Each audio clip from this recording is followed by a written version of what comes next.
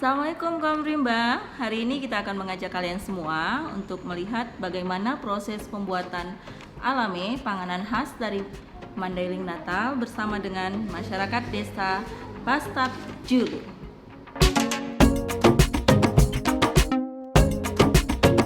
Pastap Julu merupakan salah satu desa penyangga yang berbatasan langsung dengan kawasan Taman Nasional Batanggadis, berjarak kurang lebih 24,8 km dari Panyabungan yang terletak di Kecamatan Tambangan dengan jarak tempuh kurang lebih 1,5 jam perjalanan.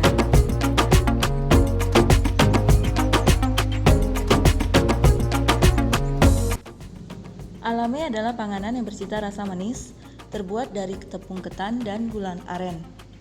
Di daerah lain, alame dikenal juga dengan sebutan dodol.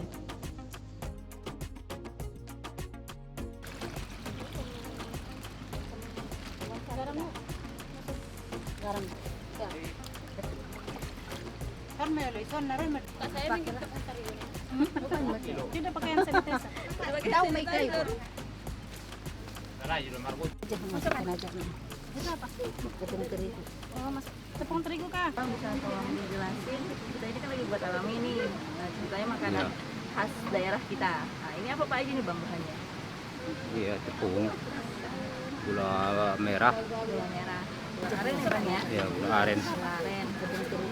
Oh, mas, tepung terigu Gula kah? arennya ini, gula arennya ini asli dari sini bang? Ya asli di sini, hasil dari sini lah Pak, ya kan. Ya, orang lain yang beli di sini lah Pak, ya kan. Bahannya ini. Masyarakat sendiri yang buat ya bang? Iya. Ini berapa banyak gula aren yang diperlukan bang? Ya ini untuk yang apa itu ya 6 kilo. 6 kilo. Selain tepung ketan, gula aren, itu kayaknya gue pernah di Ya semua apanya ya apa itu pewangi apanya itu macam itu. santan ya? Ya enggak vanile itu apa? Vanila. Iya. Ini awalnya makanan alami ini apa sih bang? Gimana nih sejarahnya alami ini?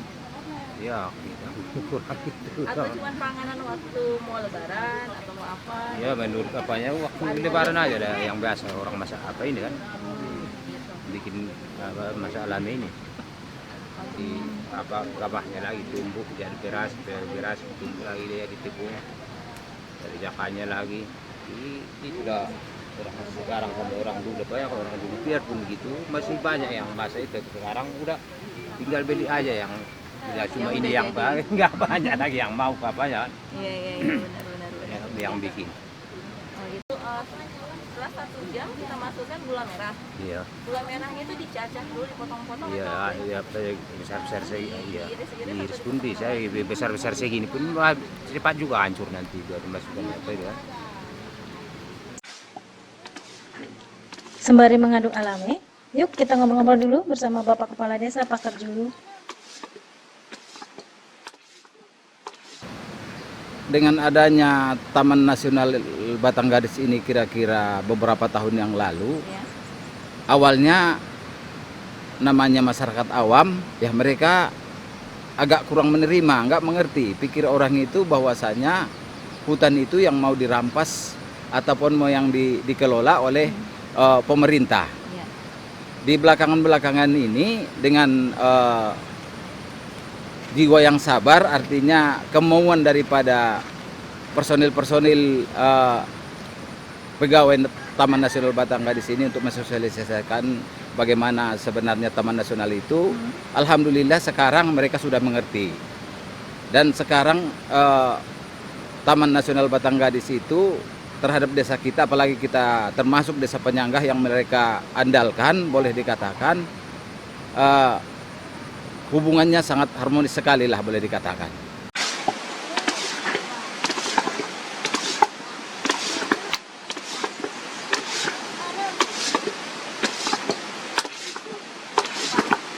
Dibangun kerjasama yang bagus.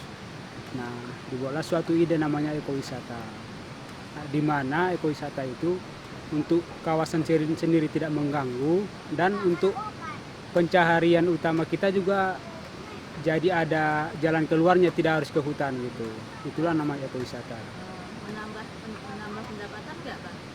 Alhamdulillah sedikit demi sedikit udah mulai kelihatan sih ada penambahan di perekonomian masyarakat. Di Desa Pastap Julu sendiri setelah dideklarasikan jadi desa ekowisata, yang potensinya yang pertama itu ada air terjun, di mana air terjun itu sendiri ada 3 macam.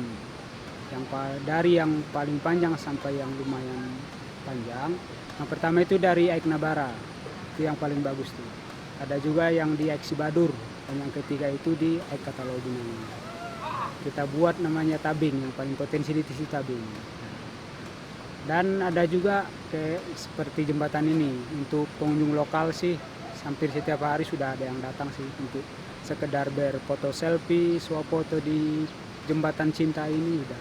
Alhamdulillah tiap hari udah ada. Kerjasama yang baik dibangun dengan TNBG alhamdulillah cukup membantu. Karena dengan kerjasamanya dengan TNBG tidak hanya untuk ekowisata aja, di bidang pemberdayaan yang lain juga ada. Ini misalnya di bidang pertanian dibantu, misalkan bibit dibantu, dikasih bibit. Pokoknya di bidang pemberdayaan yang lain juga ada. Kepada semua masyarakat, teman-teman dimanapun berada, yang mau berakhir pekan, yang mau liburan, silakan datang ke Pastap Julu karena kita sudah menyediakan beberapa event atau wisata di sini. Seperti yang saya sebutkan tadi, ada air terjun, ada tabing untuk keluarga juga bisa, ada untuk dewasa, untuk ada anak-anak juga bisa. Kita juga menyiapkan homestay bagi yang mau bermalam di Pastap Julu. Kita siapkan homestay yang untuk ekonominya masih lumayan murah. Untuk itu bagi yang mau liburan, yang berakhir pekan, silakan datang ke Pastap Julu. Insya Allah tidak akan mengecewakan.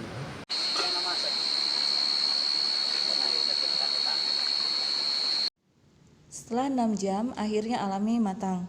Setelah dingin, alami dibungkus dengan menggunakan baul-baul yang terbuat dari anyaman daun pandan. Demikianlah proses pembuatan alami. Selamat mencoba.